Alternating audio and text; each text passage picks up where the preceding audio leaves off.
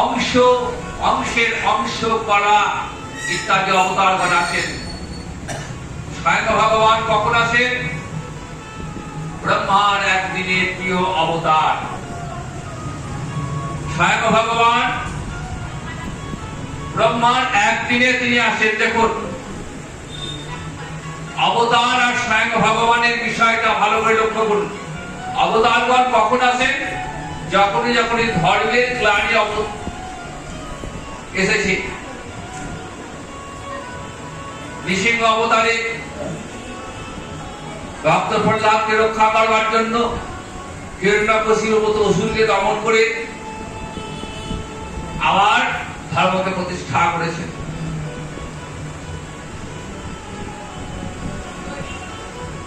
কিন্তু স্বয়ং ভগবান আসেন ব্রহ্মার একদিনে। এই একদিনটা কেমন? সত্য, ত্রেতা, দাপর, কলি, এই চারটি যুগকে বলা হয়েছে চতুর্যুগ। এরকম ৭১টা চতুর্যুগ নিয়ে একটা মন্বন্তর, এরকম ১৪টা মন্বন্তরে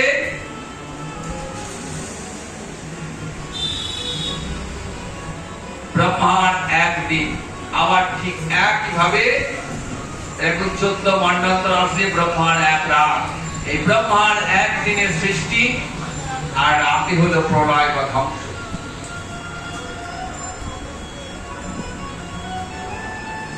উপরশ্রবা ঋষির মুখে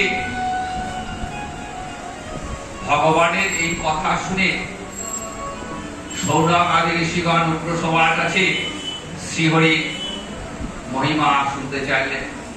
তখন উপরশ্রবা শ্রীহরির মহিমা বর্ণনা করছে। ভগবান শ্রীহরি কেমন? অন্যান্য চিন্তয়ন্তমাং দ্বিজতা পর্যুপাসতে তেষাং নিত্যাভিযুক্তানাং যোগক্ষেমং বহামহ।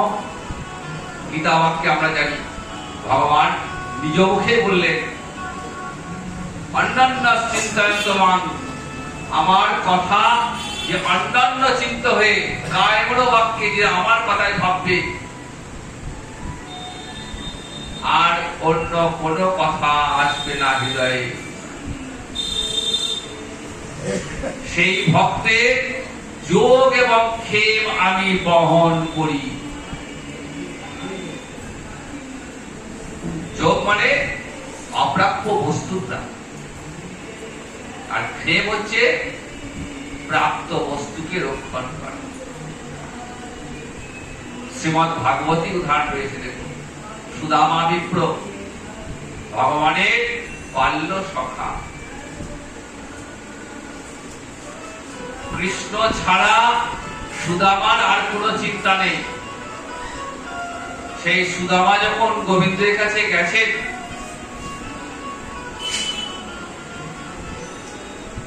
স্ত্রীর ইচ্ছায় যে কিছু চাইবেন সখার কাছে, কিছু চাইতে পারলেন না। বললেন, না না, আমার সখা, আমি বন্ধুর কাছে কি চাই? শুধু তাই নয়, বন্ধুর প্রীতির জন্য সুদামা এক মুষ্টি ছিঁড়ে নিয়ে গেছেন, সেই কথা বলবো।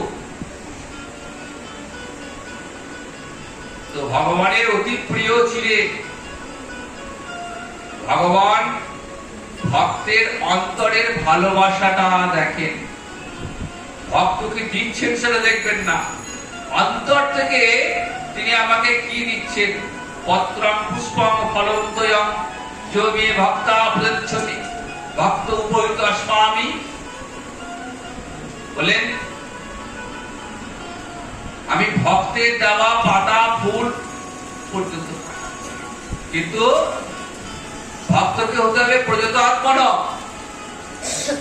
শুধুমাত্র আমাকেই ভাবতে হবে, আমার কথাই চিন্তা করতে হবে। নিষ্কাম ভালোবাসা গোবিন্দের প্রতি। এইভাবে যে ভগবানকে ভালোবাসেন, ভগবান তার কাছে চিরঋণী হয়ে থাকে। কৃষ্ণকে তুলসী জল দেয় যে জন, তার ঋণ শুধিতে কৃষ্ণ করেন চিন্তন। জল তুলসীর সম নাহি কোন ধন, তারে আত্মা বেশি করে ঋণের শোধন।